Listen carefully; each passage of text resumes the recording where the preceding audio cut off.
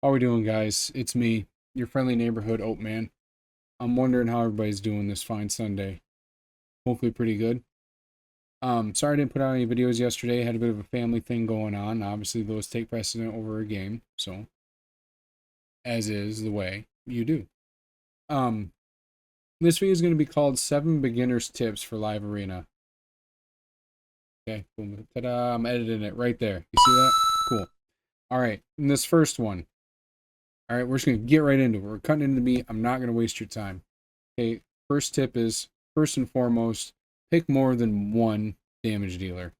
This has happened more than you think. I have been in multiple matches. I've seen multiple matches that I haven't been a part of, but I've watched that a person picks one damage dealer and the opponent goes over and they go, nope.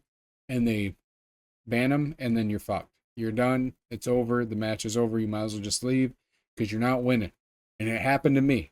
I wasn't thinking. I had picked my go-to is Harima. If you don't know, I've been singing her praises ever since I did my video on her, and she really changed my feeling on her. And I've been blasting through like Tag Team Arena now, all that fun stuff. But I picked Harima. She was my only damage dealer. My opponent came over and he said, "You're not having that.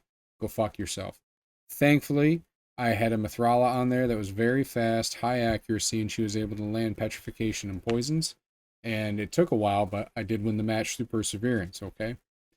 And that I want to tie that into this too. Do not give up just because it looks bleak. You may come back. There's a ton of comeback stories for this. Stick in it. You might make it and get that win.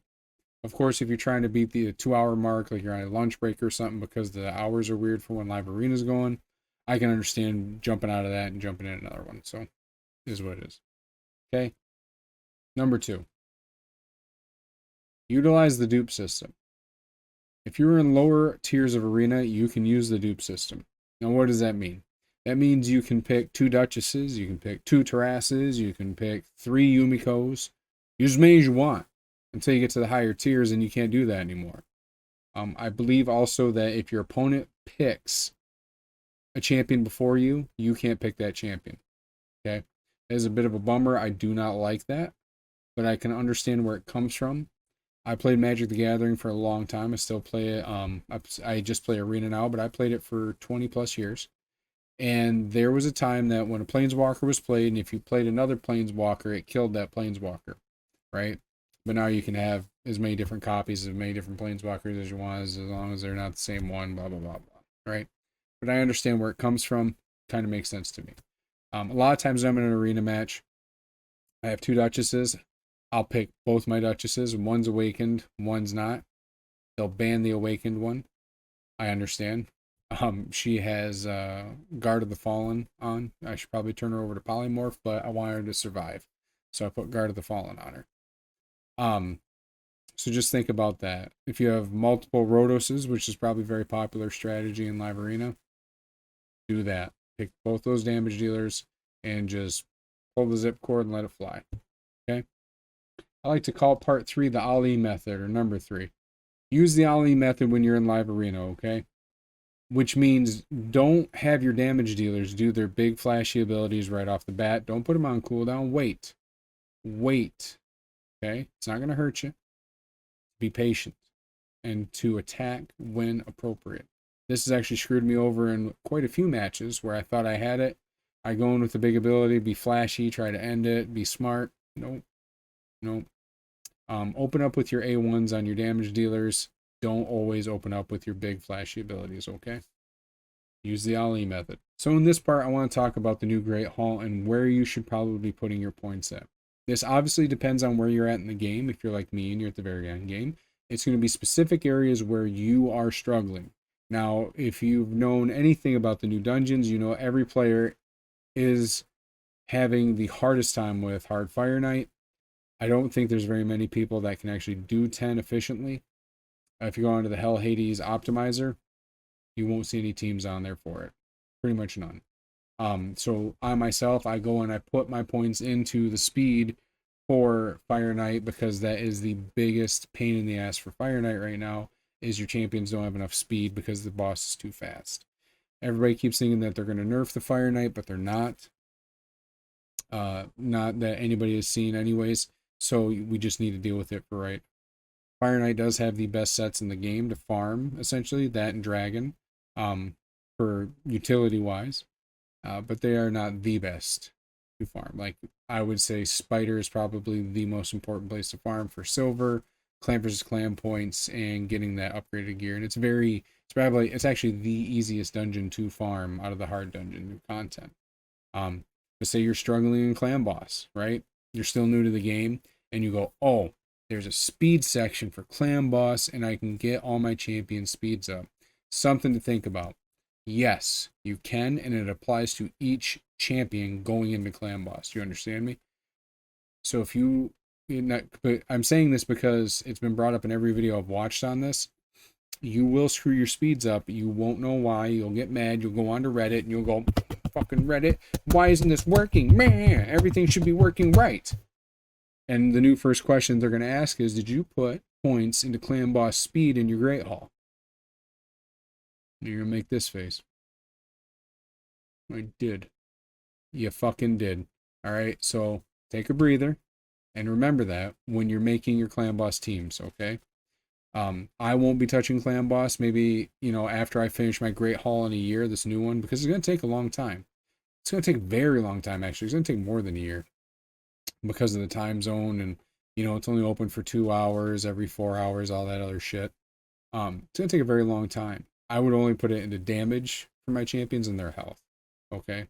And I would even say not even in the health, because Plarium and their coding, we don't know if it's coded like a buff or not, like how some of the masteries are. So kind of just keep an eye on that. Okay, this is part 4, 5? I can't remember. Up on the screen. Save your awakening shards, okay? Make a choice on who you want on your wish list for arena or PvE content, okay? The 2-star of awakening is where it's at. That's the sweet spot, a lot of people are saying, because you get pertinent stat bonuses. So if you have your damage dealers, like, say, Rodos, Candrafon, they're going to get attack bonus damages, they're going to get bonus attack for having 2-star awakenings, okay? So if you're endgame like me, and you're really just looking to kind of push live arena, then put your arena meta champions you have on your wish list right now to open that up and get those extra stats, because they're going to be key. If I can get a 2-star awakening for my Candrafon's going to push him over 7,000 attack. Easily. Okay? He's very strong, and he's in Stone Skin. Okay? So just something to think about. But if you're doing PvE content, and like me, I saw it in the shop once, my 6-star awakening for Seer. Hasn't been back since. So I've been patiently waiting every day because I have enough essence to buy it. So, damn, I feel like Plarium actively knows what's going on with your account, which I'm pretty sure they do, because if you guys remember, you take your little HTML thing and you would see, do the help ticket and see how much money you'd spend on your account. Why do they have that information for a help ticket, huh? Does it incentivize them to help you more because you spend more money? Kind of makes you think, right? So just something to keep in mind, I guess. A little crazy tangent, conspiracy theory at the end there. Save your awakening shards. Part 6. Just because you don't have meta champions right now for live arena doesn't mean you don't have anything that can compete, okay? Adversity makes you better. It always has, and it always will, okay? The strongest steel is made in the hottest fire. So if you're getting your butt beat, well, guess what? Maybe you need to think outside the box then, because you don't have the same roster as myself or other people that are in live arena that you're getting matched up against. I do hear a lot of complaints out there like, well, I'm level 84 and I'm getting paired up against level 100s. I hear you barking, big dog. I hear you barking. But that's just how it is right now, okay? And we're actually going to cover that in part 7 of, my thoughts on that. But I actually have myself some champions that I'm thinking of utilizing, and they're epics in live arena, okay? They're kind of like my silver bullet, my ace in the hole. It's going to be champions people don't think are very dangerous, but then they're going to find out real quick how dangerous they are, okay? So just something to keep in mind, all right? Stay tuned for those videos. Part 7. This is going to be the last part. This is my tip to you, okay? From me to you, because I ain't sweating it. Live arena is not a race, okay? You need to just be okay with that. Live arena is not something you need to be pushing and pushing fast. I know. I know. I hear you. You want that Void Legendary they came out with. Can I tell you something, though?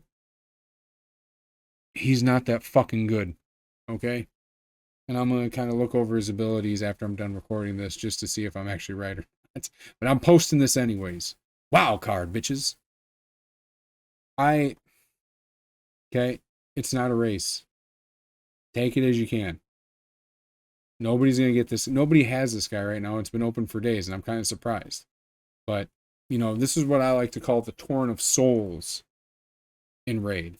And this probably happened when it first came out with regular arena, and then it did happen again with tag team arena. It's going to happen every time you have a competitive nature of player versus player.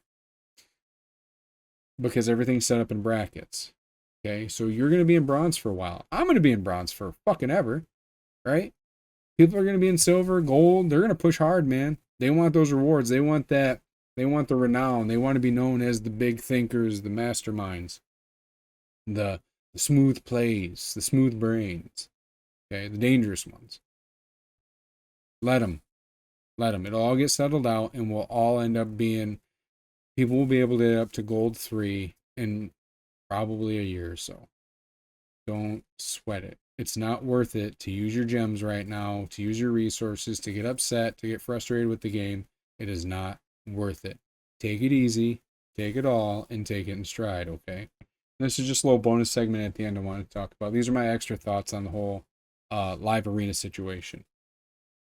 Okay, it all culminates to anything that encourages player interaction is seen as a net positive. Anything that gets you to interact with another human being in a challenging manner is good, right? You take the lumps, let them come. You'll learn, you'll get better. I've honestly not heard anything terrible about live arena. I haven't heard anything backbreaking, how this wasn't implemented properly, all that kind of stuff. The only thing I hear, and which are my own complaints of, I don't agree with the time slots. I think it should just be open 24/7. But I understand this might be a hardware limitation for Plarium, and you know, them being based in Ukraine, even though they have like hubs all over the US and shit. Just right, I'm just giving them benefit of the doubt. I understand they got a war going on, and this is a whole new thing to them. All I'm saying though is, hear me out. Summoners War has been doing this for years, and they're known for it, right? They're very famous in the esport arena for having live arena, and they're very good at what they do. So, and if you don't know this, Raid Shadow Legends is the grandchild of Summoners War. Everything in Raid Shadow Legends, you can go look at Summoners War and they've already done it. Okay? I just wish Raid would be as gracious to its players as Summoners War is. But there are caveats to both. All right, I shouldn't just be bashing Raid, praising Summoners War. There's some crazy shit that happens in Summoners War. I won't even get into in this video. I'll make a video on the gotchas I've played and how I'll rank them. Just easy content. But my other complaint is the rewards are actually pretty shit. But I also understand we're all in bronze, so the rewards are probably geared to players that are going to be newer to the game for live arena. I don't know off the top of my head what level you can start live arena. It's probably around 50, I'd assume. But even for level 50, the rewards are pretty shit. There's 3-star chickens. There's rare books. Rare books? Are you shitting me? I booked a rare 4 to 7 CVCs ago. I booked a bunch of them and then fed them because I needed the points to help my clan. That's it. The gems are nice, all right?